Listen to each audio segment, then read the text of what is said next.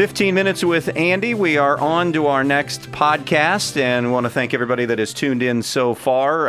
The premise being 15 minutes, whether we land on the 15 minutes, actual literally doing that is not the goal here. It's we feel like there are a lot of people in our community, whether it be Bryan or Defiance or Montpelier or Pioneer, Eden, Edgerton, wherever the case may be. There are a lot of stories out there of people that are doing some pretty great things, and we want to tell those stories, feeling like that this is a world that needs some positivity right now, and that's where the genesis of this idea came.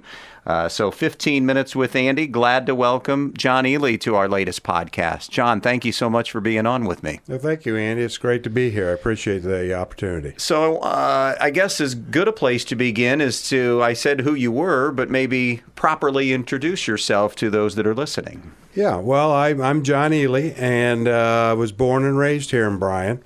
I'm a 1977 graduate of Bryan High School. My mom and dad were Ralph and Jean Ely. My dad had the furniture store in Bryan here for years, R.J. Ely Wayside Furniture, which I worked at when I was in high school. I was a salesman and laid carpet and did deliveries, and it was one of those high school jobs. I was fortunate enough to have my dad own a business that I could, work at. And so, and he kept me the iron to the floor, if you will.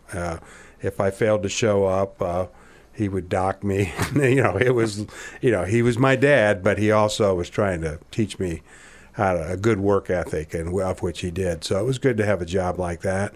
And then at 17 years old, made kind of a turning point in my life. I was still a senior at Bryan City Schools at that time, and January that year, I decided to join the Navy. Instead of going to the furniture business, I went ahead and joined the Navy, and my mom and dad both had to sign the papers for me because I was only 17 years old.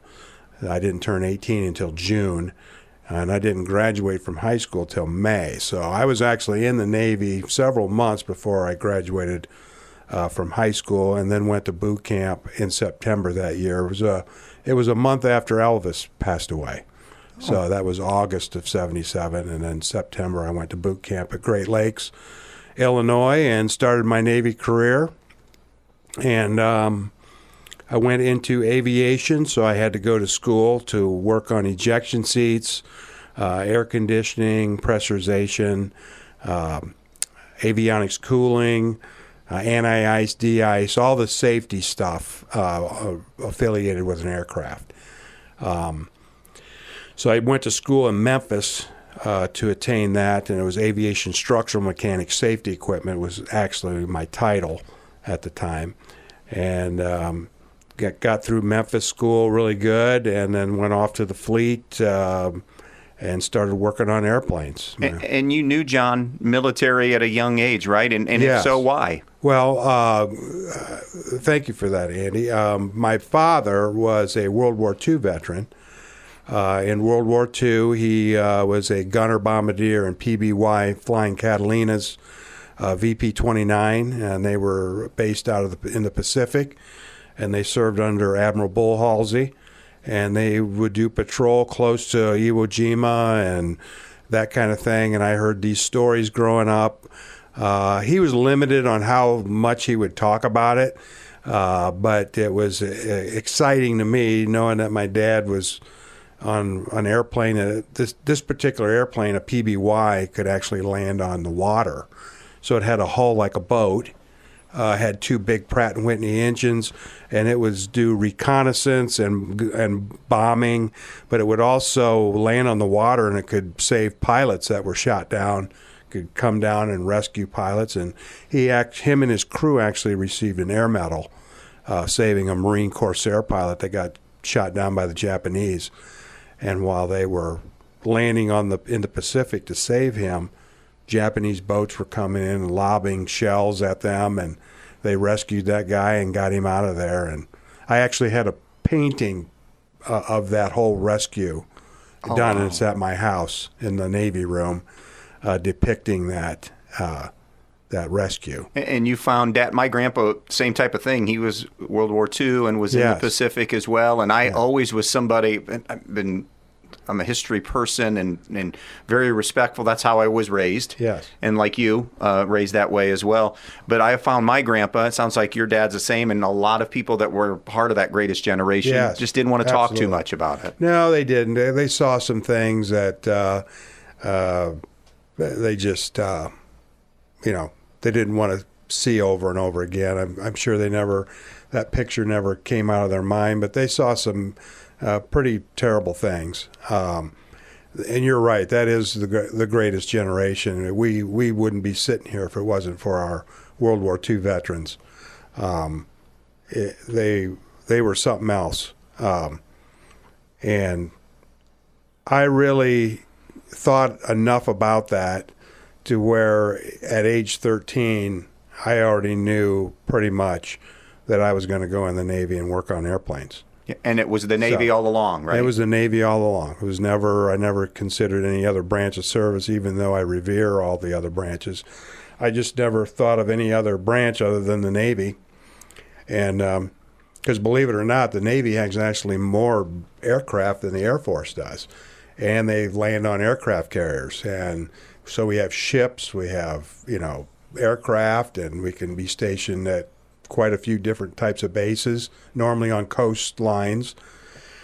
And it was just good. And I'm glad I did go in the Navy because I've literally been around the world about 3 times. So I've seen all kinds of pretty cool things. I've unfortunately been in several different conflicts. I was a part of the Lebanon Beirut thing in early 80s. Then I missed the birth of my oldest daughter because we were crossing the line of death with Libya, Gaddafi. Mm-hmm. I came home and was handed Megan. She was 2 months old on a tarmac. And then 6 years after that, I was in the Persian Gulf War, and I missed Mallory's birth. And I came home, and she was 2 months old. So Mama had to stay home and go through. I did 7 cruises, 6-7 months at a time. I think my sea counter was well over 5 years, actual sea time. So figure 5 to 6 years of our marriage, which is going to be 39 years, subtract 6 years of actually being with my wife.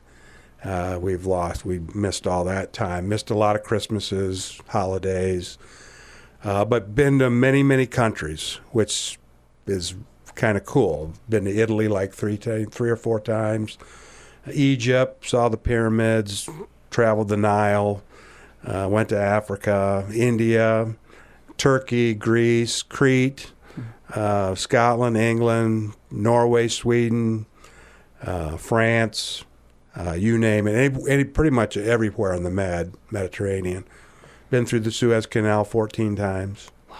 And it was a fabulous career, and I just kept making rank. So, when you make rank, pay gets better, you got a little more responsibility, but it just kept getting better and better for our family. So I never thought I'd stay in 27 years, but it just ended up being 27 years. And you ended up a Master Chief. Tell us a little bit about that, if you would. So I went from E1 to E9. I was an enlisted sailor, so I wasn't an officer. But I started out as an E1, a regular recruit. I went aviation, so when I made E2, I was aviation apprenticed at that time, and then or airman apprenticed when I made E2. Then at E3, I was an airman. Then when you made E4, you were a petty officer 3rd class. E5 was a petty officer 2nd class. Then E6, petty officer 1st class. And then if you made E7, that's a chief. And when you make chief, you get initiated. There's an initiation process. You completely change uniforms. You're now wearing khakis, and everyone now knows you as chief. And so chief are like the backbone of the Navy. They train officers, young officers, and without the chief's mess, the Navy would be in the hurt locker probably, because the chiefs are who train not only our enlisted folks, but they also train junior officers. So after chief, you make E8, that's senior chief, and then if you're fortunate enough to make E9, that's a master chief. There's only 2% of the Navy's made up of Master Chiefs. So it's not a very easy place to go.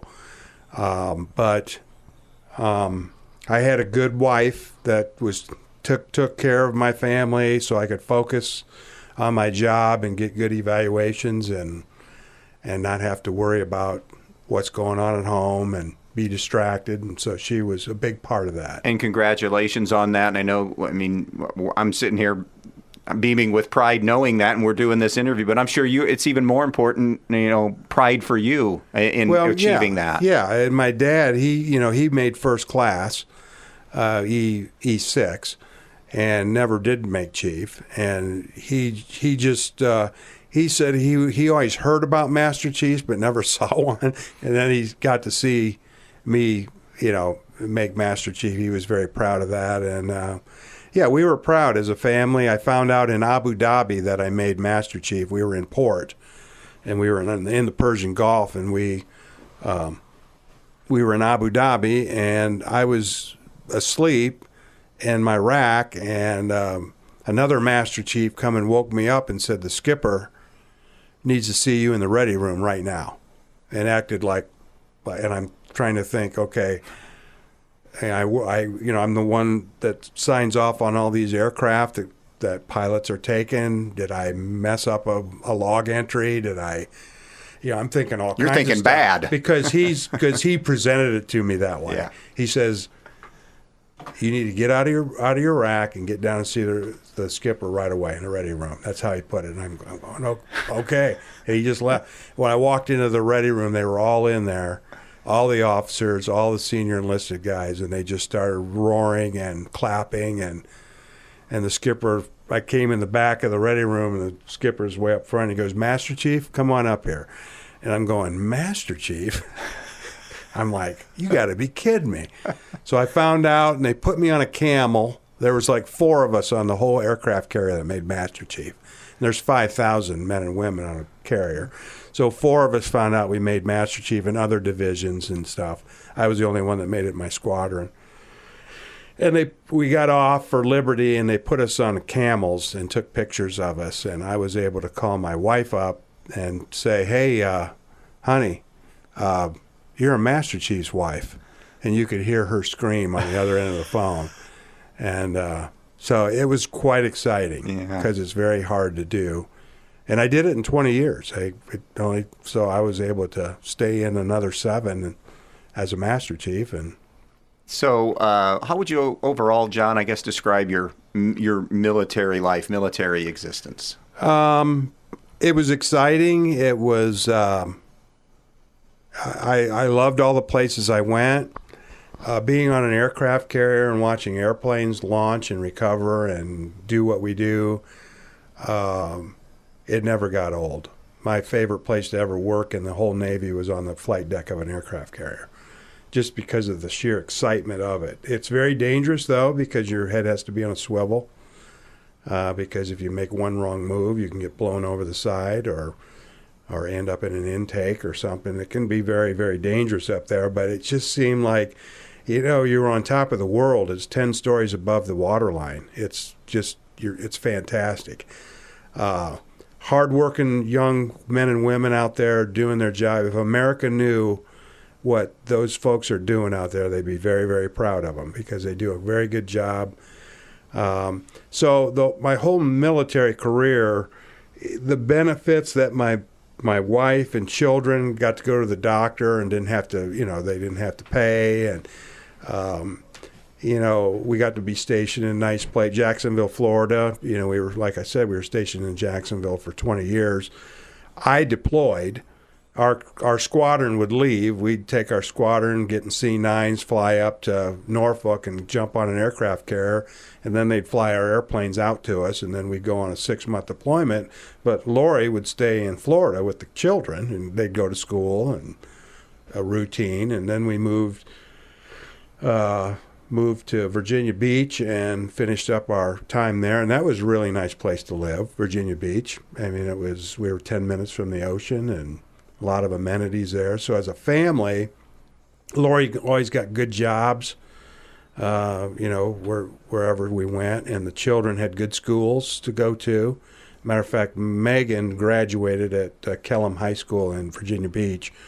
We could have moved her here to graduate from Bryan with 3 months left. And we didn't. We said, I was coming back and forth working with realtors to find our home, and actually bought our house here in Bryan without my wife seeing it. People thought I was a lunatic, but it all worked out because she loves it. But we waited till Megan graduated, and then when we moved back, she went to college in Toledo, and Mallory started 7th grade here. Okay. And she went on to graduate in Bryan in 2010. You've mentioned them by name a little bit. Tell me about your family. And I guess you have a great, well, I don't know, if the women listening to this, the wives-to-be would say it's a great story. I thought it was a great, unique proposal story. Tell me a little bit about all of that. Oh, the proposal is, I'm kind of embarrassed to talk about my proposal. But I had gotten out of the Navy after the first 4 years and came back to Bryan. So I was still quite young, 21, 22 years old. And I don't know why I got out of the Navy after 4 years. It's like I was young, did my 4 years, decided, well, I want to do something different now. So I came back to Bryan and started working for Ann Furniture in Ridgeville Corners. I lived with my buddy in a duplex. And one evening, the doorbell rang, and it was my neighbor with my wife that I didn't know was going to be my wife, Lori. And she says, "Hey, John, can my friend here, Lori, use your phone to call her dad because she's having some car problems?" I go, yeah, absolutely. So she used the phone, and I small talked with my neighbor, and phone call was over, and Lori said, "Thank you." And I said, "You're welcome." And that was about the size of it, and didn't think anything else about it. So the next day I get off of work, and the phone rings, and my buddy is there with me, and the phone rings, and it's this girl, and I said, she goes, "Is this John?" I go, "Yes." And she says, "Do you know who this is?" And I go, "No." And I mentioned a couple girls that I knew, and she says, "Do you have that many girlfriends?" I go, "No, I don't have any girlfriends." I go, "I don't know who this is. I'm really sorry. I don't know who it is." She goes, "Well, this is Lori. I used your phone yesterday." I go, "Oh, yeah, Lori. Well, how you doing?" She goes, "Well, I'm scared to death, and I just wanted to know if you'd like to come over for dinner. I've always been told I'm never supposed to call a boy, but I just want you to come over for dinner." And so I covered up the phone, and I looked over at my buddy, and I go, "This girl that used our phone wants me to come over for dinner. What should I do?" He goes, "Well, go, man. Yeah. It's free food." I go, "Yeah, free food." Yeah, so I said, I'll come over. Well, I went over there, and she cooked, it was tuna noodle casserole, and it was fantastic. But to a bachelor, that's anything. It was just fantastic. It had chips on top of it. It was like, wow, this is fabulous. And we talked like till 2 o'clock in the morning. Come to find out, we both like the Detroit Tigers, and she was a Cleveland Browns fan. I'm a Lions fan, but we were both Buckeye fans, and we talked sports, and I kept thinking, man, this girl knows sports. This is fantastic. So we hit it off right away, but the thing was that I had decided that I was going to go back in the Navy already. And so that was going to occur in about 2 months. So I said, well, I'm going back in the Navy, and we kind of hit it off pretty good. And then I made this ridiculous proposal, and it basically went like this. I said, look, I'm going back in the Navy, and I know I'm going to go on a cruise. I'm going to be in VS-32. I'm going to be in the squadron, and we're going to deploy. And it's going to be about 6 months, and we're leaving in December of this year. And I said I won't be coming back till June. So I guess if we want to get married, and we'd been dating for 2 months, so I was getting ready to go back in July. And I said, if you want to get married, I guess if you're at the pier in Norfolk when the ship pulls in, I guess we'll get married. But if you're not there, I guess we won't. That was how ridiculous that was. Well, she was there when the ship pulled in 1983, June 2nd.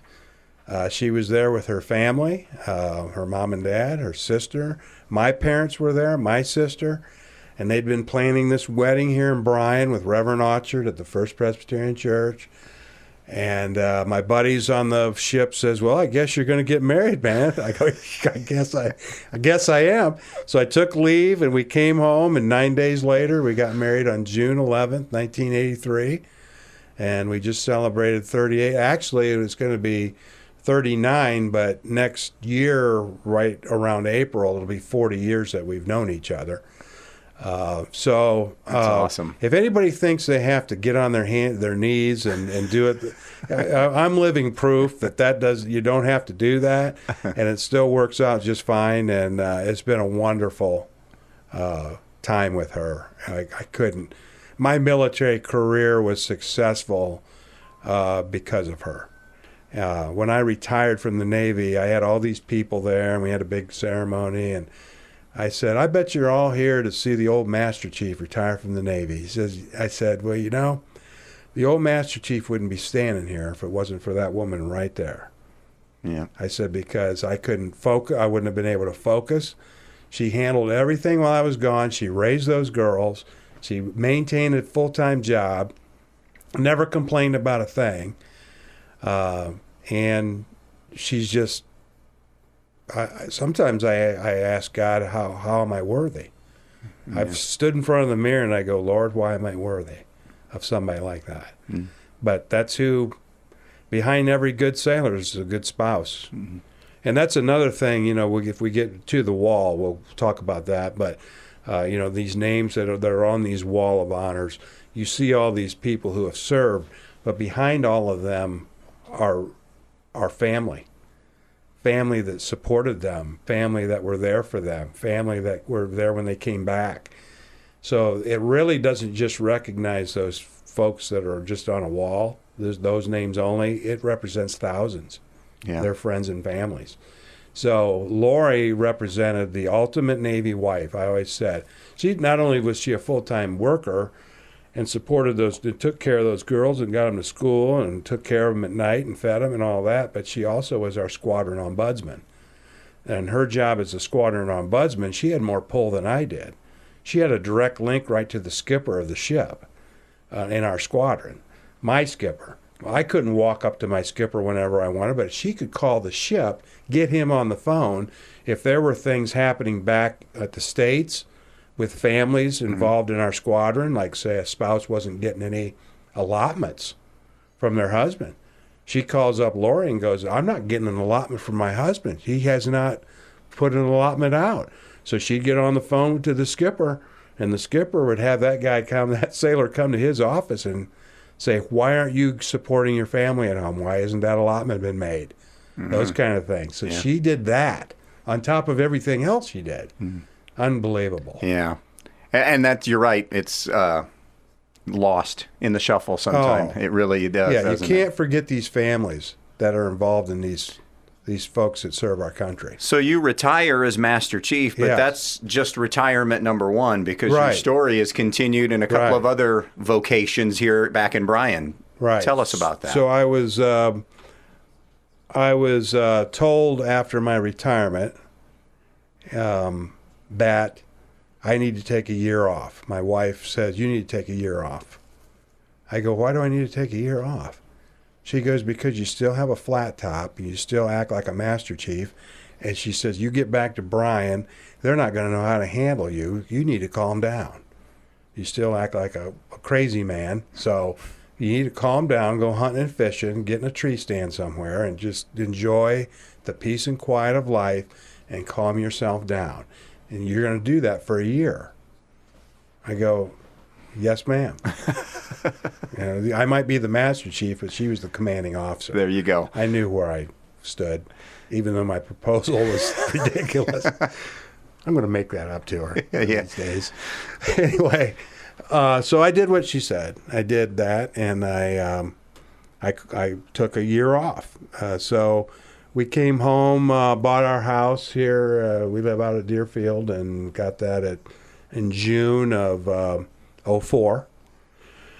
And so we had to wait, like I said, we had to wait for Megan to graduate in May in Kellam High School in Virginia Beach, and we got that done. And so We moved here in June.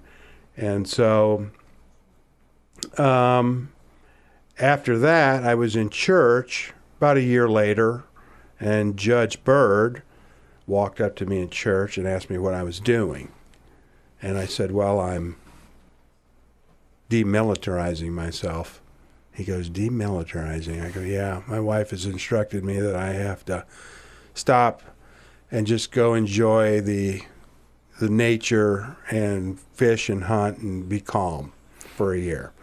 He said, well, your mom was telling me about how you did family advocacy for young sailors, took care of young sailors and their families, and you also ran the drug and alcohol program in your command as the command master chief, and that you did a lot of stuff with young sailors and to keep them out of trouble, and you also did disciplinary review boards on them and stuff like that. I go, yeah, I did all that. He goes, well, I'm looking for another juvenile probation officer, and I think you'd be good. And he asked me if I had a degree, and I go, yes, but it's in professional aeronautics. And I said, you don't have any airplanes parked around the courthouse? He goes, yeah, that's fine. I think you'll be fine. So why don't you come and talk to me in chambers? And so I did, and I ended up a juvenile probation officer for 10 years. And that was a different kind of a job. I mean, it obviously wasn't aviation. I also had to keep in mind that these young kids that are getting in trouble weren't sailors either. Because I had an incident, like the first few months I was there, I was on the first floor of the courthouse here in Bryan. And I guess I was lighting a kid up pretty good because they either rolled their eyes at me or said something disrespectful to me. And of course that would fly nowhere in the United States Navy. That would be like a sailor rolling his eyes at me or being disrespectful to a master chief or a chief at all. And so that's not the world of which I came. So I guess I was a little loud to the point where Judge Byrd could hear me on the second floor. So after I was done with this kid, I got a phone call after I got back to my office, and it was Judge Byrd, and he said, hey, John, could you come up and just talk in chambers a little bit? And I go, oh, yeah, I'll be right up there, Judge. And so I went up there and shut the door. And he says, I can't begin to tell you how wonderful it is to have a retired master chief working for us now. He says, I just think that's fantastic. He said, but I believe I heard you on the first floor going after a kid. I go, oh, yeah, I was. He goes, what do you call that? Was that like the Master Chief? I go, yeah, it was close to Master Chief. Yeah, he goes, I never heard anything like that before. He goes, you know what? Here's the deal. These are juveniles. He says, and I love your passion. He says, and they're going to be disrespectful to you because they can be.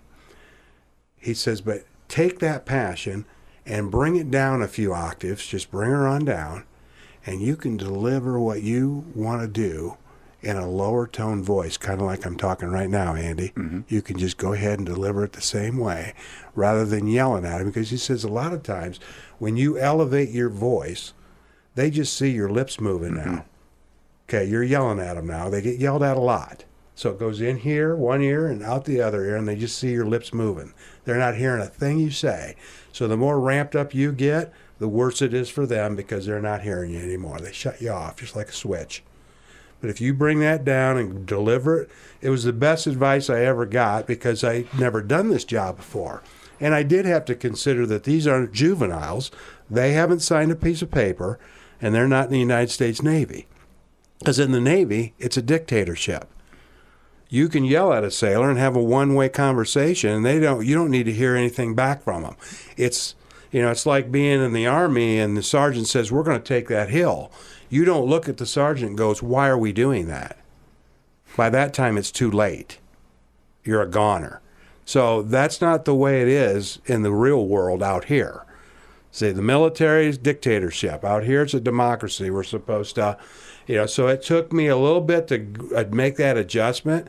And I think taking a year off helped me, because if that would have happened, if I'd have gone right into that job and that would have happened within 2 weeks after I retired, I'd have probably been fired, because so it helped me to adjust, and Judge Bird's advice gave me that was good counsel for me to finish through my year and know how to speak to a juvenile. Then I discovered some of the living conditions that some of these kids live in, and that it's not a good day for them when they wake up from that point on. So I had to make an adjustment in my mind on these kids aren't raised the same as I was, so I've got to look at this totally differently.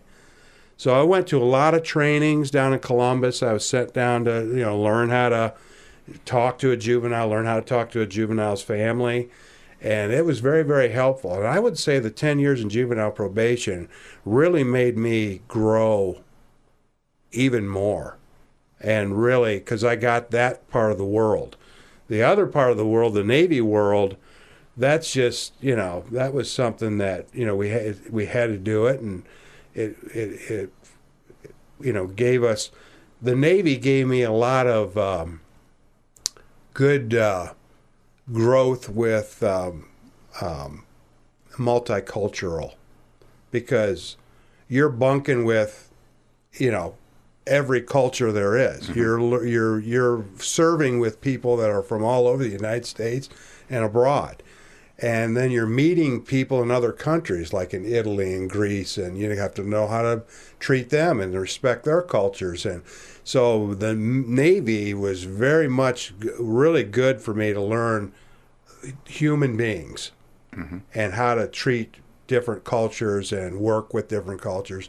And so that was, but when I got out and in juvenile probation, that gave me another more worldly, this is the real world of what's going on. Because what's happening in the military isn't going on. That's just, it's happening in the military. But the real world is these kids growing up here in Bryan or any other small town or big town, and what they have to deal with on a normal basis. And some of it isn't good. You're married to someone who knows what I'm talking about.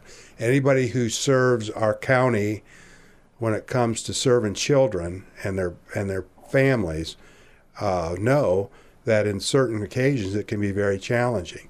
But one thing I will say about Bryan and all the services they offer young families and their children and things, it's second to none. It's just, there are so many wonderful resources out there for all these families to take care of their youth, especially a challenging one. And, we all make mistakes. I don't know how many times I told one of my clients, I go, think Mr. Ely ever made any mistakes in his life? Made any errors in judgment? Oh, no, you didn't make it. I go, oh, yeah. Oh, yeah, Mr. Ely did. So a decade of doing that. Yeah, a decade of doing that. And then you're retired again, right? That's where it ends. No, it doesn't, right? No, it doesn't end there. So I'm in my shed making stuff, and I get a call from the superintendent of schools. And at that time it was Diana Savage, and she's wanting to know what I'm up to. And I said, well, I'm making stuff in my shed, and the last time someone asked me this, I got a job. And she says, well, we're starting this new program in school suspension. We can't think of anybody better to do it than you, a retired juvenile probation officer and retired master chief. She says, part-time. So you can take care of your mom and do your stuff in the shed. And I said, well, okay. Well, so I considered it and talked to my wife about it, and she goes, well, honey, you'd probably be good at that. And I said, okay, well. And so now I'm starting this is year 7. And this entails what? School suspension. What happens is, well, up until this year, the first 6 years, it would entail anybody kindergarten and all the way to senior that would get in trouble in school would come and spend the day with me, or 2 days or 3 days or whatever they did to warrant. And so I would handle kindergarten through senior. This year, we have someone else handling ISS in the elementary school, so I don't get kindergarten through 5th. So I just will get 6th through 12. And kids end up in my room, and they have to work. They have to give up their phone. They don't like to give up their phone, but I got a little phone pouch. All phones go in there. We can't have phone in ISS. They can't use headsets, and if they have to listen to a video, they can listen to it quietly, and but they have to work the whole time they're in there, and it gives me an opportunity to give them some sound counsel, whether they listen to me or not. They're going to get it. Mm-hmm. A lot of them don't want to hear it. Some do. And some later on come up to me and they'll say, Mr. Ely, I'm not ever going to come back in your room, and I learned a lot while I was in your room. And I'm not a teacher per se. I was an instructor in the Navy, and I instructed stuff that I was, ejection seats and stuff like that. But I never had to deal with young children as a teacher. I revere the teachers at Bryan City Schools. I always loved my teachers when I was growing up here. I had tough ones. I had your Lois Clarks and your George Wetmores and your Lamar Connects, and I love those teachers.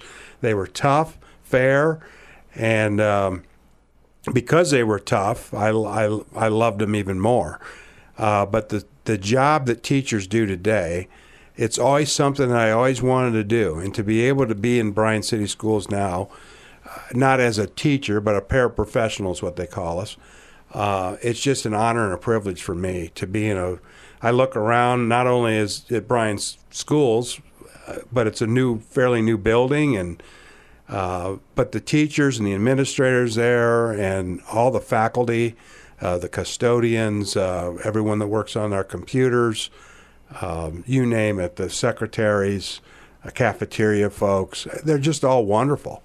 And I look forward, I jump up, and my wife thinks I'm nuts sometimes. I get up all raring to go to get to work because, imagine, Andy, at my age, 62, getting up in the morning, can't wait to get to work because that's how much you love it and love the people that you work with. And it's not a very pretty job that I get to do because I don't get some of the most fun-loving kids. They're ticked off usually when I get them. They walk in, they're upset. And so it's not but for me, it's an opportunity to relieve a teacher in a classroom. Like you say, you have a kid that's acting up. They have other kids to worry about and to get focused. So if you got one that's not wanting to do it, I just tell these teachers, I said, feel free to send them on down for the rest of the period.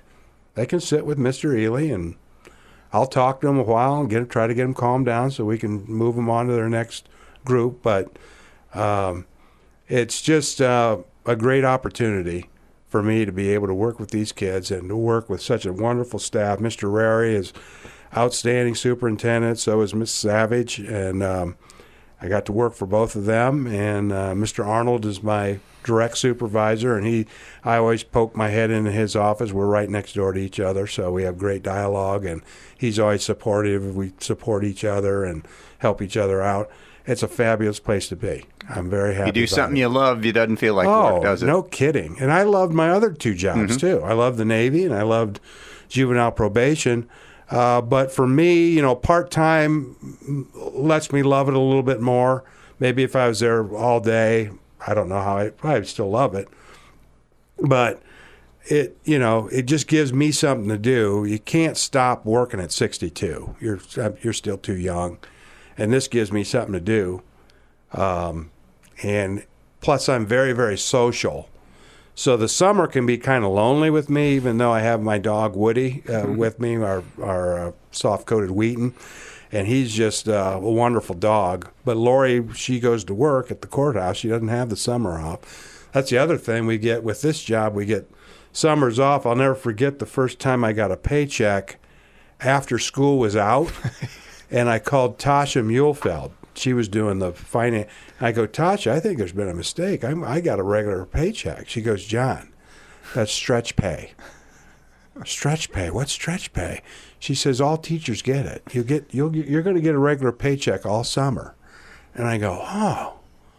So I'm not working all summer, but I get a regular pay. She goes, yes, John. I couldn't wrap my head around it. I'm like, I'm getting a military retirement pay, and I'm getting a stretch pay, and I get all these holidays off. But it gets lonely for me because, like I said, I'm social, and Woody doesn't talk back to me. So I can't wait for Lori to get home for lunch, and I just talk her ear off, and she wants to relax. She didn't want to talk. Yeah. I go, well, is it the proposal thing? Yeah, that's good. Is it the proposal thing? So, John, tell us a little bit. This brings us now to, you mentioned it earlier in the pod, and that's the wall. Tell us about this, the genesis, and how it's evolved, where we're at, and what's going on. Yeah. The Wall of Honor is something that Mr. Rary pulled me in his office. It was the end of school year 2019. And we discussed the wall, and he kind of said, what do you think about, Wall of Honor? And I said, I think we ought to have one. And I'm really surprised we never did, because there are other school districts that have Walls of Honor. And I'm like, yeah, I think that's good. He goes, well, what do you think about being like the point person for that? Like, would you mind taking names or trying to get? I go, no, that would be great. See, that would be logical. I am the retired military guy here, so yeah, I'm all for it. So we kind of agreed, and we were going to think more about it. And it was, like I said, the end of the school year 2019, and then school year 2020 came up, and my daughter Mallory Jean, she got out of the Navy after doing 6 years. She'd be third generation Navy, so she followed in our footsteps too. And Mallory did a wonderful job in the Navy. She was kind of like a Navy spy. She was IT hacker, spoke Arabic, that kind of thing. We never knew what she would do because she couldn't tell us anything she did. But whatever it was, it must have been pretty stressful because she got out with 80% disability. Now, I got out with 30% disability after doing 27 years running around the flight deck, 20 for my back and 10 for high blood pressure. But she had 80%, and I about fell out of my chair. I go, 80%? That's like losing a limb in battle. That's crazy. I go, what can you tell me about that, Matt? She says, I really can't. She says it's between the ears. I can't. It's PTSD. So I still never got out of her what it all was about. But she was married and living with her husband in Maryland, and they were working for NSA. He's working in the Army as a staff sergeant, and he was working for NSA too. What he did was top secret too. So never knew what either one of them did, and they couldn't tell each other what each one of them did because two different branches of service. And unfortunately, June then last year, we got this tragic phone call that we lost her. She was walking her dog in the morning, and she just collapsed, and we lost her. And so that was, I don't have to tell you how catastrophic that was. So in lieu of that, we had such an outpouring of love and friends and my Navy buddies and all just the school and Lori's work at the courthouse and Facebook friends, and it was hundreds of people just outpouring of love, and it got me to the point where how can we move on? What is it we can do to move on here? And then I got to thinking, well, we're doing this wall, the Wall of Honor. Why don't we, I told my wife, I said, why don't we just fund this and have a picture of Mallory in her uniform and in memory of her, and keep her memory alive, and have it at a school that she loved and graduated from herself and then went on to serve. And I said, why don't we just fund it? She goes, well, that's up to you, honey. Will that make you feel better? I go, yeah, that'll make me feel real good. So that's how it came about to where the wall was going to happen. the funding part just was because I wanted to do it. And really I wanted to do it not just for Mallory, because it's not about just Mallory and our family, but it really is about all those who served our country and graduated from Bryan City Schools. And we had this outpouring of names, over almost 440 names.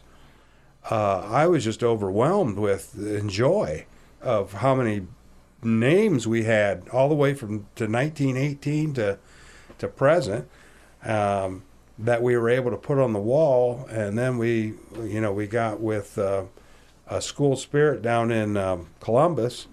Darren was the person who put this thing together, and he just did a wonderful job, good communication, and got this thing built and shipped it himself to us, and our custodians were able to put it up there, and it just looks fat. Took up 2 walls because the Army, there was over 220 names in the Army itself, and so the wall was going to be just one separate wall, but it ended up being 2 walls on each side of a door, 3 panels on each side, including MIA, killed in action, and POW.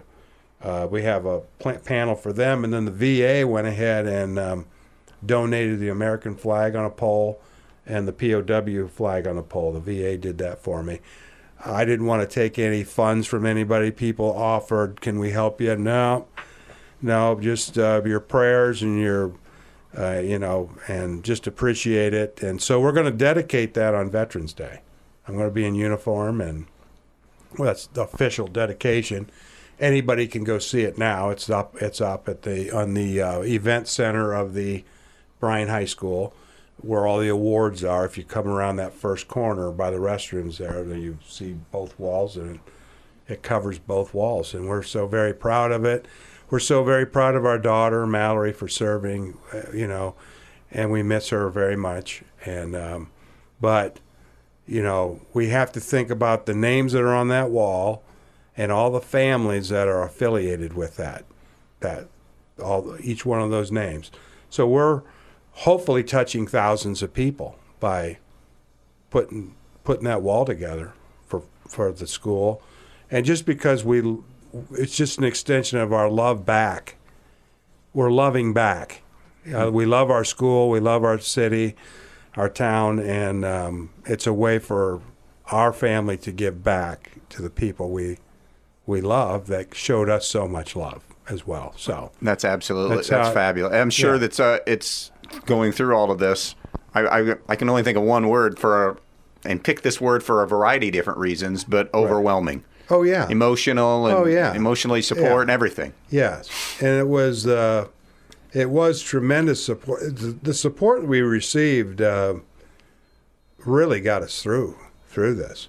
Our neighbors got a brick in Mallory's name for the Humane Society, because Mallory loved rescued animals. As a matter of fact, we're kind of surprised that she never became a vet, because she loved.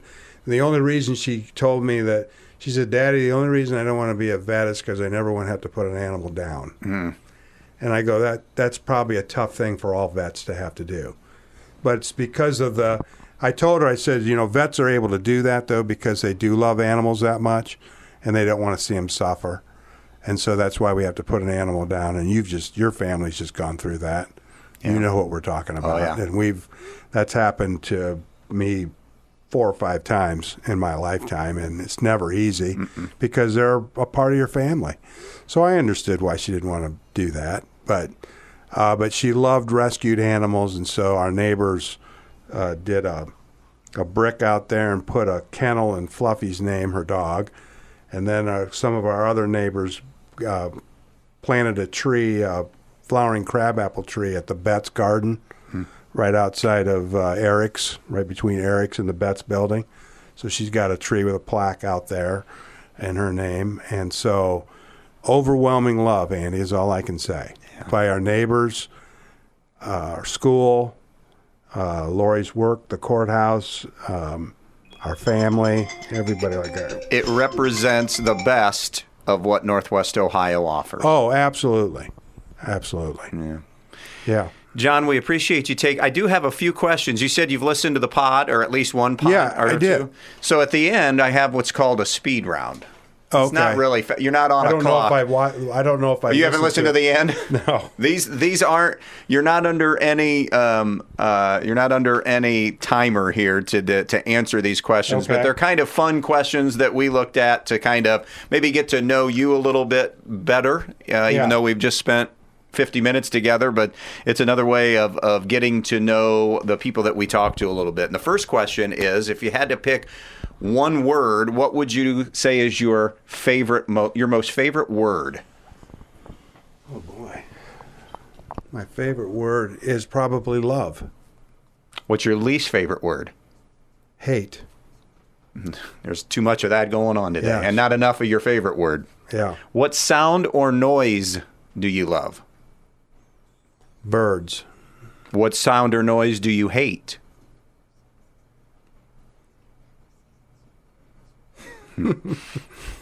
Sound or noise do I hate?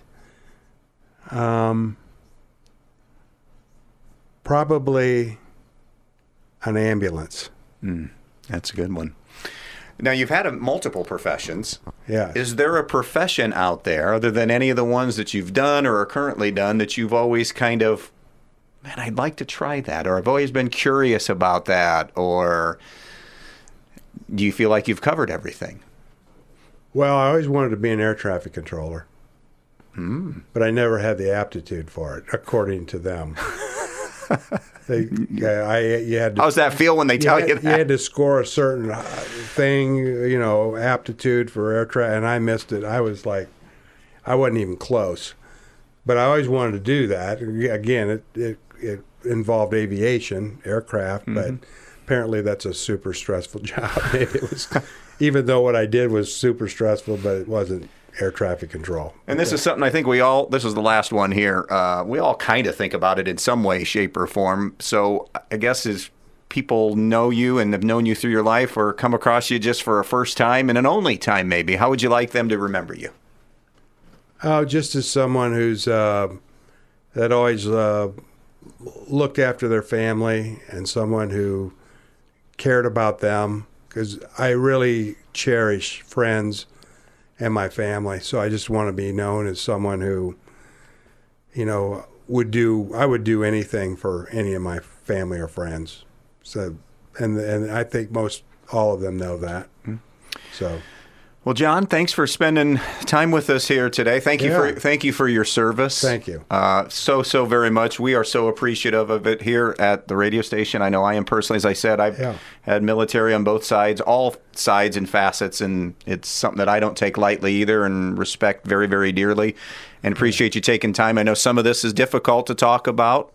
Some of it, I hope you had some fun reminiscing as well. Yeah, so it was great. Thanks for being with us. Andy. Yeah. So Jon Ely has been our guest, Master Chief, among many other things in the Navy, and now currently at the Bryan City School. So if you see Jon in the next few years, say hi. Yeah. Maybe it'll go beyond what you're saying you're going to go beyond too, since you love it so much. Who knows? Who knows? Yeah. Let's not put a number or any finite thing on it. So Jon's our latest guest on 15 Minutes with Andy. Hope you enjoyed this segment. Hope you can join us next time. Have a great rest of your day.